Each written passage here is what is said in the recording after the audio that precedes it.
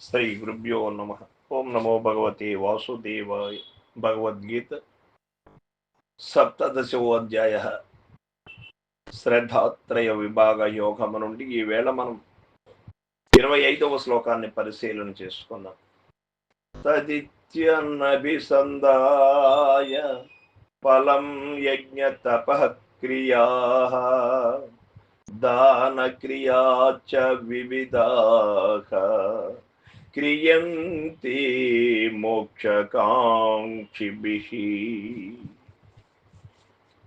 భగవానులు చెబుతూ ఉన్నారు, సత్యవాక్కులు సత్యశీలులకు సత్యము సత్యముగా గోచరింపబడుతుంది.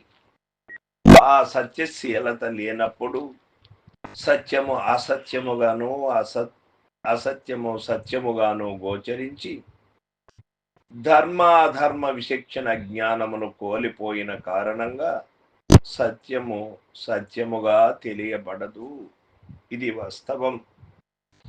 కాబట్టి తత్తు అను పదమును ఉచ్చరించి ముముక్షువులు ఫలాపేక్ష లేక పలు విధములైన యజ్ఞ దాన తప కర్మలను చేయుచున్నారు అని చెబుతూ ఉన్నారు.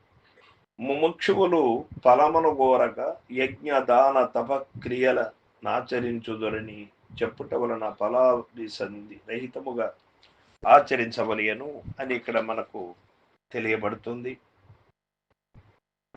కాబట్టి చిత్తశుద్ధి ద్వారా ఆయా క్రియలు మోక్షమునకు సహాయభూతములుగా నుండునని తెలియచున్నది.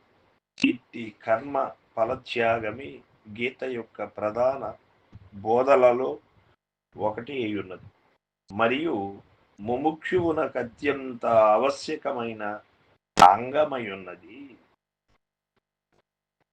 మరియు నిచట మోక్ష కాబ్ధులు తపో యజ్ఞ దానాది క్రియలను నిష్కామముగా ఆచరించుదురని చెప్పుట వలన చిత్తశుద్ధి ద్వారా ఆయా క్రియలు మోక్షమునకు సహాయకారులుగా నుండుననియు అట్టి తపో దానాది పుణ్య కార్యములను ముముక్షువు ముక్తి రూపముగా తన లక్ష్య ప్రాప్తికై తప్పక ఆచరించవలెననియు నిచ్చట ధ్వనించుచున్నది. అనగా ఆ యజ్ఞదాన తప కార్యములను ముముక్షువులు వదిలివేయరాదనియు అవి అన్నీ మోక్షమునకు సహాయభూతములుగా నుండుననియు తెలిపినట్లయింది. ఈ భావమునే రాబోవు అధ్యాయమును కూడా యజ్ఞదాన తప కర్మన త్యాజ్యం కార్యమేవ తత్తు అను శ్లోకము ద్వారా కూడా గీతాచార్యులు మనకు స్పష్టీకరిస్తారు. లోకములో నిపుడు కొందరు పుణ్య కార్యములను తక్కువగా చూచుచుందురు, వానిని చేయవద్దనియు అవి బంధము కలిగించుననియు కూడా చెప్పుదురు. కానీ భగవానుడు గీతలో అట్లు చెప్పలేదు. వానిని వదలవద్దని చెప్పుటయే కాక తప్పక ఆచరించవలయునని కూడా పేర్కొనేది. కాబట్టి మహాత్ముల వాక్యములపై విశ్వాసముంచి జనులు ఫలాపేక్షారహితముగా అనగా జ్ఞాన యజ్ఞ తపదానాది పుణ్య కార్యములను ఆచరించి చిత్తశుద్ధిని బడసి మోక్షభాగులు కావలయను అని ఇక్కడ మనకు తేట తెలువవుతూ ఉన్నది. మోక్షమును అభిలషించు వారు ఏ ప్రకారముగా ప్రవర్తించవలెను అనే విషయం మనకు ముందు తెలియబడాలి.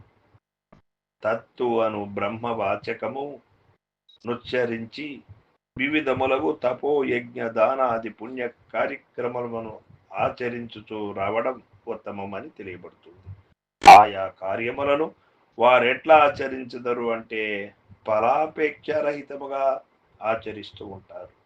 కావున మోక్ష ప్రాప్తికి మార్గం ఏది అని తేలుచున్నది అంటే ఓం తత్సత్తు అను పరబ్రహ్మము యొక్క వాచకములను పవిత్ర నామములను ఉచ్చరించి తపో జ్ఞాన యజ్ఞ దానాది వివిధ క్రియలను ఫలాపేక్షరహితముగా ఆచరించుటచే చిత్తశుద్ధి ద్వారా జ్ఞానము దానిచే మోక్షము లభింపగలదు. కావున ఇది మోక్ష ప్రాప్తికి మార్గమై ఉన్నది అని మనకు తెలియబడుతూ ఉన్నది. సర్వం సద్గురు పాదార్పణమస్తు. జై గురుదేవ.